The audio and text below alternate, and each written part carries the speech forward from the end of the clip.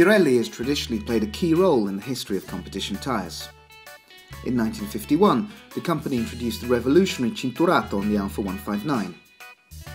The innovative Cinturato technology took its name from the radial belt that wrapped around the tyre carcass, initially made of textile fibre and then later out of metal.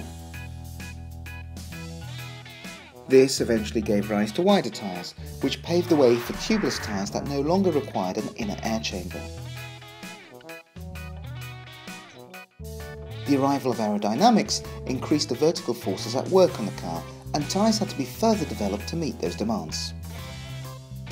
The tyres became wider, surpassing 40 centimetres.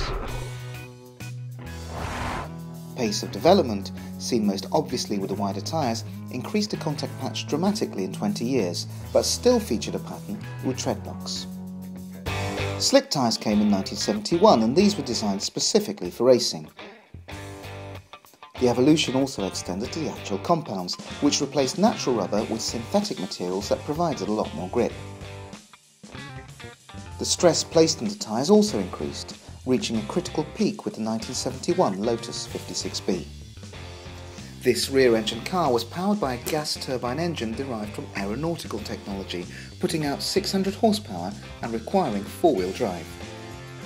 The car's heavy weight and huge torque placed massive demands on the front tyres in particular, which were subjected to several different types of stress.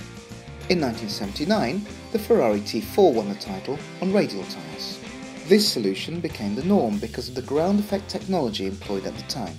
The use of side skirts squashed the cars right to the ground, placing further demands on the tyre carcass. The radial tyre was characterised by increased rigidity, ensured by a metal band that covered the width of the tyre along with the existing internal structure. In the 1980s, Pirelli introduced some more new technology, dual compound tyres. These were designed to ensure maximum performance during qualifying and contained tyre degradation during the race. This was a tyre that was effectively made up of two compounds.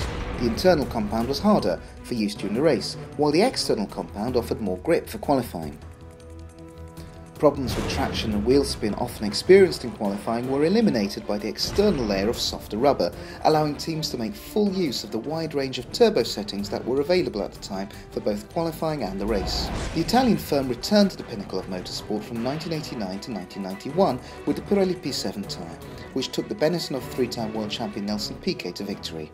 The slick pattern of competition tyres has remained the only constant element over the last 30 years. The radial carcass, dual compound technology, and the use of composite materials represent some of the most important technological steps that have led to the current generation of tyres. With increasingly sophisticated cars, Pirelli has pushed the boundaries of technology both with tyre structure, which now uses layers of composite materials to strengthen the carcass, as well as with tyre compounds. Different compounds are designed to provide maximum grip and performance under massive extremes, which only the top level of racing can provide all over the world circuits.